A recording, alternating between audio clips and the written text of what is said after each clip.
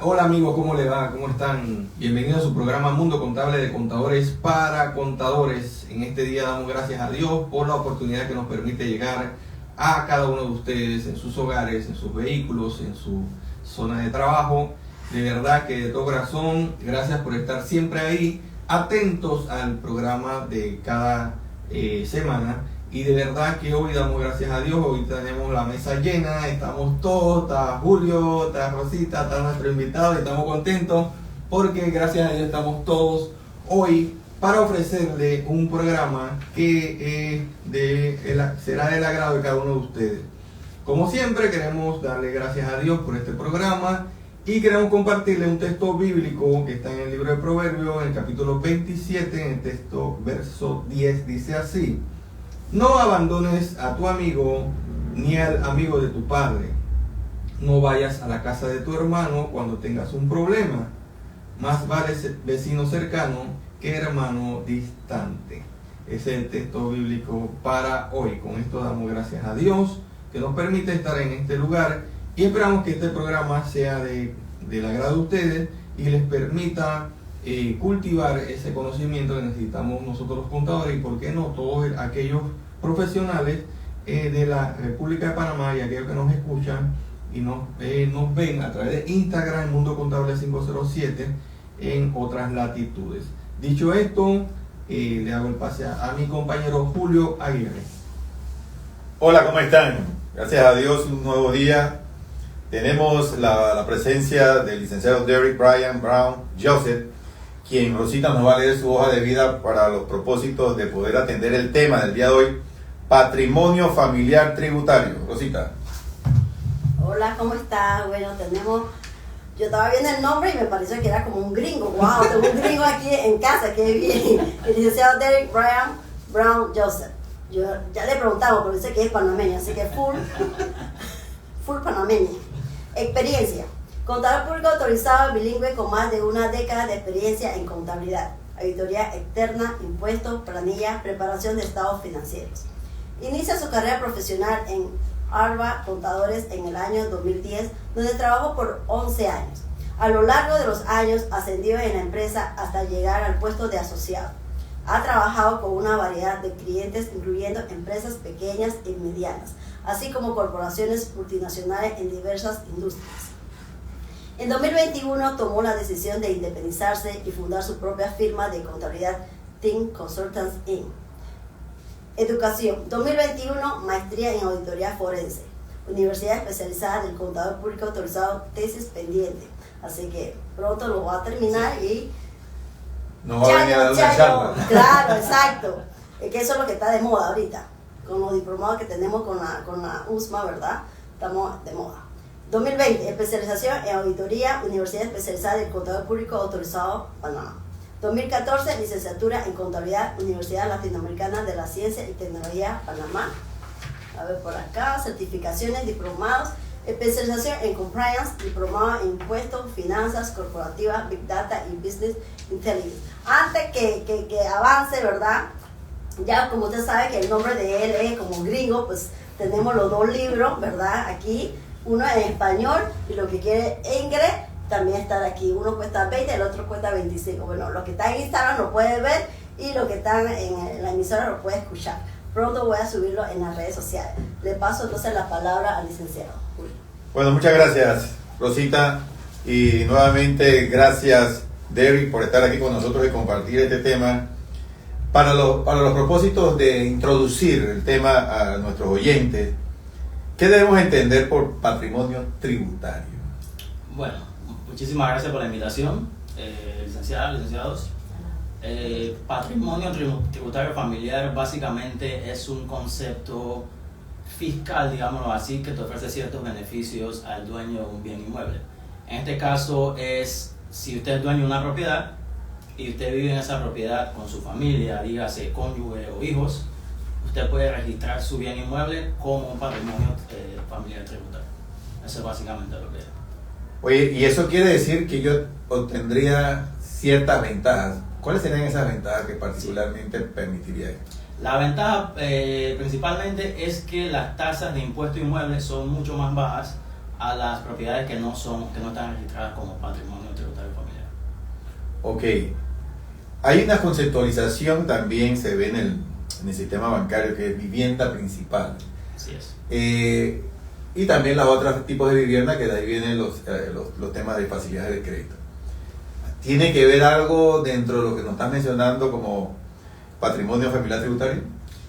Sí y no. Básicamente la vivienda principal, digamos que para temas fiscales es lo mismo que el patrimonio familiar tributario, solamente que si usted vive solo o con otros adultos que no son su familia, usted puede registrar su propiedad como su vivienda principal. El patrimonio tributario familiar es, digamos que específicamente para el dueño y su familia, y la vivienda principal en temas fiscales para si usted vive solo o con otros adultos, otras personas que no son su familia. Sí, para los que nos están escuchando y viendo a través de Instagram, sería bueno identificar, ok, yo tengo una casa, yo saco una casa con un banco, está hipotecada, tengo que pagar mi letra. Desde el momento en que yo recibo la llave, en mi derecho a llave, y me dan mi vivienda, desde ese momento yo debo registrarla, o eso es un trámite que tengo que esperar hasta terminar de pagar la casa. No, recomendable es que la registre apenas le den la llave, porque el beneficio no tiene efecto retroactivo. Si usted solicita el beneficio hoy, desde hoy en adelante le baja la tasa de impuesto. Si lo solicita en un año, se le baja la tasa de impuesto cuando lo solicite. Ese proceso no es directamente, el banco no hace ese proceso lo tengo que hacer yo. Si lo hace usted directamente o contratando a un contador. Ok, perfecto. En términos de cómo, ¿puedes darnos una orientación de cómo es que debo hacer ese registro? Es fácil, solamente accediendo a la cuenta del ITAX, de la DGI, de su bien inmueble, está básicamente la guía de cómo hacerlo, subiendo, digamos que el certificado de registro público de la propiedad, copia de cédula de los beneficiarios, y ahí mismo la DGI le da el formulario, uno lo sube, y a partir de octubre del año pasado, si no me equivoco, la aprobación es inmediata. Antes te tomaba 3 meses, en octubre hubo un cambio de ley en donde la aprobación, apenas usted lo presenta, es inmediato. No hay que ir a otra entidad, solamente ese trabajo, porque he escuchado gente que hay que ir a la ANTAI, que hay que ir a... Eso no existe. No, para este proceso solamente DGI, tener tu número de finca, el NIT de la propiedad, y con eso es lo único que se necesita. Perfecto. ¿Qué tiene que ver entonces la NATI aquí? La NATI, mira, uno de los problemas principales que he visto en la práctica es que, digamos, que usted compra su casa, su primera casa, y 20 años después usted la va a vender. Al momento que usted la va a vender, se da de cuenta que la información en la NATI, digamos el valor catastral, nunca se actualizó, y usted estuvo pagando un impuesto inmueble en base a un valor viejo. Cuando usted actualiza eso en la NATI, la DGI le va a actualizar todos los impuestos retroactivos con intereses y recargos, y en ese momento que usted va a vender se le complica la venta porque tiene que pagar impuestos inmuebles que no presupuestó, y posiblemente se le coma toda la ganancia de esa venta. Eso es la parte mala, ¿no? Ellos sí regresan retroactivos, pero nosotros los beneficios no. O sea, eso es injusto. Exacto. Ajá, definitivamente. Cosa la vida, así es Panamá. Exacto. Entonces, recomendable, apenas que usted compre su propiedad, haga la actualización usted mismo en la NATI, que es totalmente sencillo, solamente con copia de la escritura, copia de cédula del dueño, y se pagan $5 en la NATI, te presenta eso y se asegura que su propiedad está al día. O sea, la NATI lo que va a hacer es que va a actualizar juntamente con la DGI el costo de la Exacto. vivienda en ese momento. Exactamente, digamos que Y eso no hay que volverlo a hacer, eso no... una sola vez usted lo compra, digamos que Y si hago una mejora.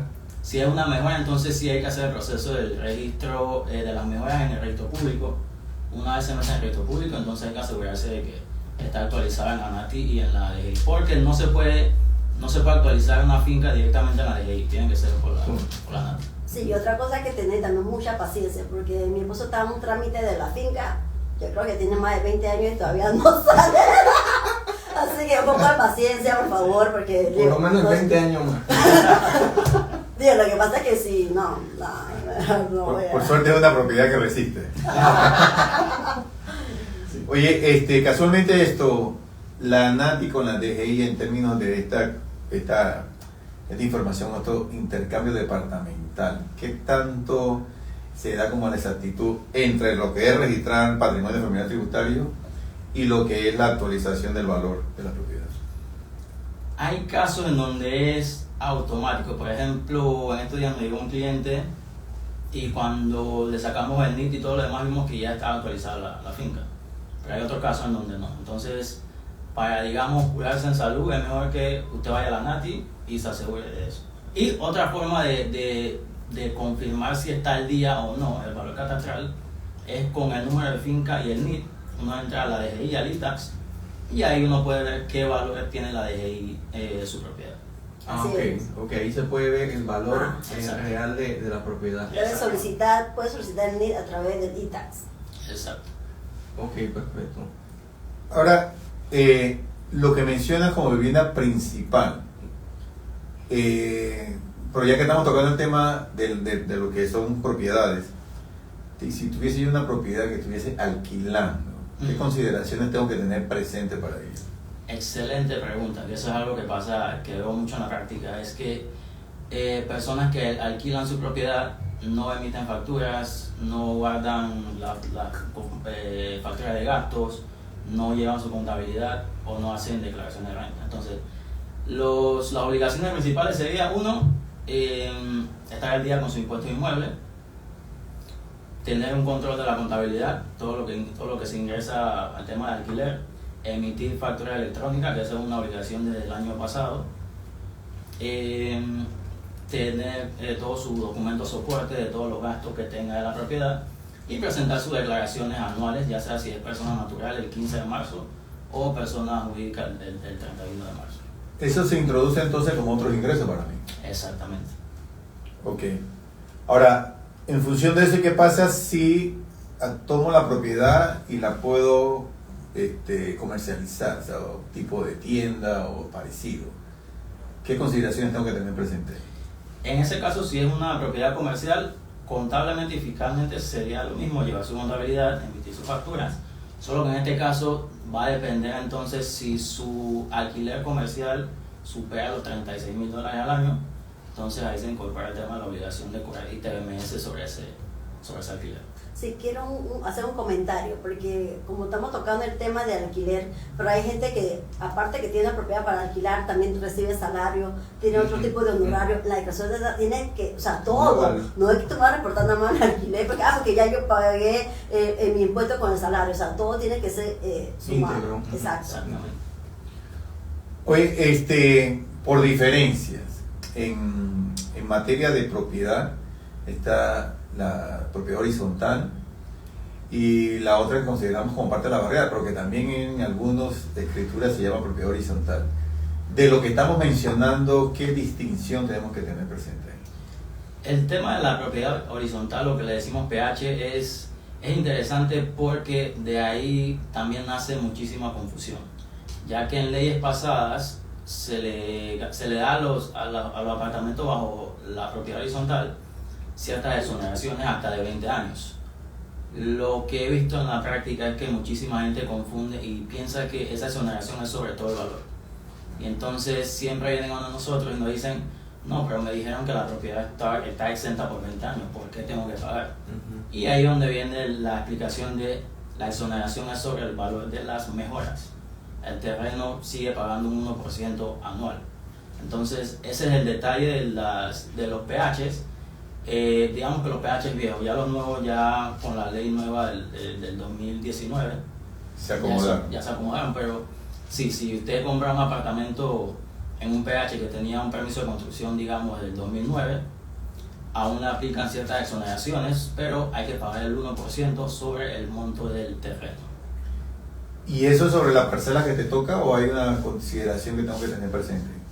Sí, es sobre lo que te toca. Cuando hacemos la actualización en la NATI, nos metemos en la DGI en el ITAX, la DGI nos dice cuánto es mejoras, cuánto es terreno. Y en base a eso nos calcula. Y en la DGI aparece el monto a pagar. Exactamente. Y uno mismo puede hacer el ejercicio sabiendo cuánto es su monto de terreno para estar seguro de que la DGI está calculando el impuesto debido. Hablando de lo que es tributario y viéndolo como familia, entonces yo si tuviese que hacer mi declaración mía con mi esposa, si quiero hacerla, versus también la propiedad. ¿Hay una forma que estás visualizando que debemos tener presente para aprovechar todo esto? Si usted tiene ingresos personales y también es dueño de una propiedad a título personal que genera ingresos, en su declaración ya no le va a aplicar el formulario que dice asalariado puro, sino el de comerciante, donde usted va a detallar sus salarios, lo que se le retuvo, sus ingresos por alquiler y los gastos relacionados a ese alquiler, dígase mantenimiento, cuota de administración, reparaciones, la depreciación de las mejoras. Todo eso debe ir contemplado y debe tener su documentación soporte de esas deducciones. Lo que permite entonces una sola declaración. Exactamente. Ok. Ahora, hablando de alquiler, si yo tengo una casa con dimensiones que me permite vivir y alquilar de manera simultánea, ¿hay unas consideraciones aparte que tengo que tener presente para esa división? Fiscalmente no, al final es si está generando ingresos, tiene la obligación de facturar sobre esos ingresos y tributar sobre esos ingresos dependiendo de la ganancia. No hay que tomar en consideración los gastos relacionados a ese. ¿Y cómo mido los gastos en función de costos ahí por dimensiones y demás? Sí, esa es una pregunta interesante. No creo que hasta la fecha haya algo en el Código Fiscal que te da las líneas, pero lo que hemos visto en la práctica es hacerlo proporcionalmente. Si lo que usted está, el espacio que usted alquila, digamos, es de, no sé, 50 metros, digamos que sacamos el porcentaje de ese espacio en relación de la propiedad completa y podemos proporcionar los gastos al espacio que está alquilando. Ahora, dentro de la práctica que tú manejas, vamos a ver un poco lo que son las visiones internacionales. ¿Hay muchos extranjeros que están tomando y aprovechando estas oportunidades? Sí, muchísimo. ¿Y de qué país particularmente tú ves? En la práctica estamos viendo muchísimos europeos, ya sea de Alemania,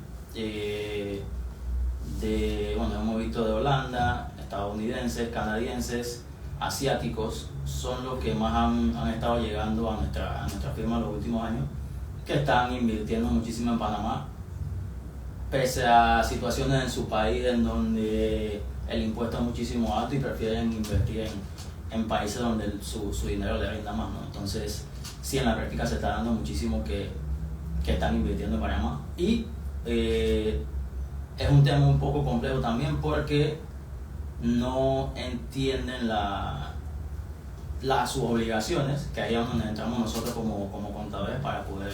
Ahí es donde iba mi pregunta, porque estaba viendo esto como una oportunidad para los oyentes y también el riesgo que involucra esto de llevar registros contables, porque ahí tendría, según lo que nos menciona, el local, siendo el contador que va a darle el soporte a los extranjeros, cierta responsabilidad en el registro. ¿Puedes aclarar ahí también dándole la visión del cuidado? Sí, claro que sí, ese es otro tema un poco, no controversial, sino que con los clientes extranjeros a veces toca explicarle por qué la responsabilidad y el riesgo que tenemos nosotros como contadores al llevarle sus registros contables. Muchos tienen esta idea de que ellos llevan un Excel con sus ingresos y sus gastos y con eso nosotros podemos hacer la declaración. Pero no, es un tema que involucra responsabilidad y debemos hacer nuestra debida diligencia y tener los soportes de todas las transacciones financieras de esa empresa o de esa persona, dependiendo de quién sea el dueño del bien inmueble. Ahí entonces te llevo otra pregunta, también anclando los temas hacia nuestros oyentes y también observando que hay propiedades y hay activos que tú lo puedes llevar a patrimonio, pero a través de un vehículo jurídico, Claro. sea una sociedad anónima o una estructura jurídica. Sobre eso, ¿qué visión le puedes dar al público? Sí, ese es otro tema también súper interesante, específicamente desde el 2021 que nació la ley 254, donde básicamente existían y todavía existen muchísimas personas que compraron un bien inmueble a través de una fundación de interés privado o una sociedad anónima y simplemente es su casa, no tiene ninguna actividad comercial. esa persona... Es patrimonial en Exacto. la sociedad. A partir del 2021, según esa ley, están obligados entonces a llevar su registro contable. Exacto. Y a presentarle los registros contables a la gente residente de esa entidad jurídica. Entonces es importante que saber al momento de que vamos a invertir si vale la pena comprar a título personal o bajo una entidad jurídica, entendiendo las... Al final es lo mismo, el elemento registro contable. Exactamente. Ok, hay una posición que estoy observando, esta mañana lo leí en el periódico, que habla de que esa condición de registro contable que está en cabeza de los agentes residentes ya no va a estar en esa posición. ¿Qué opinión tiene versus es una carga hacia un contador, hacia un abogado, donde su práctica es dominar todos los códigos, versus el registro contable que está sobre cabeza y entendimiento del contador? ¿Cómo lo visualizas si eso fuese un cambio en materia legal? Sí, estuve leyendo eso también, que existe como una iniciativa para, digamos, trasladarle esa responsabilidad al contador. Y la verdad es que veo ambos puntos de vista. Entiendo el punto de vista de que como abogado esa responsabilidad no le compete a ellos.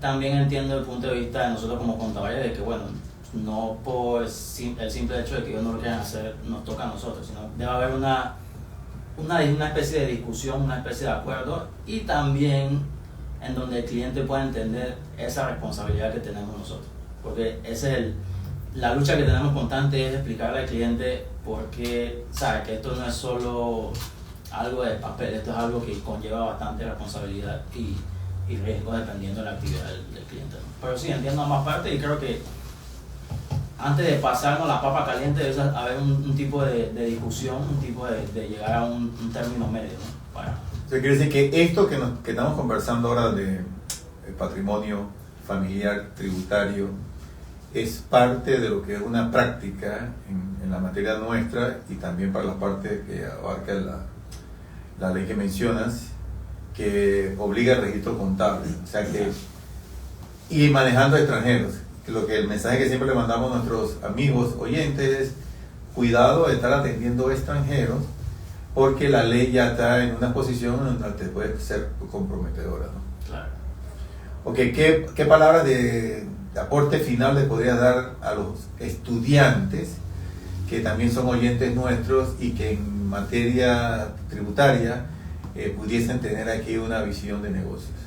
A los estudiantes, mi principal consejo es: no pierdan la curiosidad, sean curiosos, lean, investiguen. Ahora con las redes sociales tenemos acceso a prácticamente todo el mundo. Escríbanle a alguien, si siguen a alguien que, no sé, tiene una información que les interese, escríbanle. Pero sí, no pierdan la curiosidad, siempre lean. Esta es una profesión que el que no lee se queda atrás, entonces hay que estar al día, escuchando programas como este, actualizándose, yendo a seminarios. Sí, es básicamente eso. Sean curiosos, nunca dejen de aprender. Otra cosa que quiero agregar, porque ya como son también para los estudiantes, hablamos bastante de manera muy profesional. Mucha gente no sabe que la propiedad que tiene más de 30,000 tiene que pagar impuestos de inmueble. Entonces siempre tiene que estar viendo, ¿verdad? Primero que todo, actualizar, o sea, poner su finca, o sea, tener su NIT, saber cuánto es, y los impuestos se pagan en abril, septiembre y diciembre, ¿ok? Y otra cosita que, o sea, que me estaba viendo el título y quería porque me llamó bastante la atención, y que el manual del inversionista en bienes raíces, ¿qué le puede decir al estudiante que se puede aprender acá? Y bueno, también lo profesional, porque a veces nosotros necesitamos para referencia, porque a veces no podemos tener todo grabado, ¿no? Así que no sé. Sí, básicamente, importante que mencionamos también el subtítulo, que es Entendiendo las reglas de contabilidad e impuestos de bienes raíces en Panamá. No es un libro que te va a enseñar a cómo comprar bienes raíces y hacer plata, sino es todo lo que tienes que saber de la A a la Z con temas de contabilidad e impuestos, ya sea que vayas a comprar tu primera vivienda, que tengas una casa que quieras vender, que vayas a invertir en una propiedad de inversión, pero básicamente en un lenguaje súper simple. Bueno, definitivamente el tema está bueno. De verdad, Derek, te damos gracias por estar con nosotros aquí, y esperamos que este programa haya sido del agrado de nuestros oyentes y los que están a través de Instagram. De verdad que gracias, es un tema interesante y qué bueno que podamos actualizarnos a través de tus conocimientos. Gracias y Gracias a ustedes. Rosita, Julio. Gracias Y en los todos. controles John Suira, como siempre. Saludos, nos vemos en una próxima entrega. Chao. Chao, chao.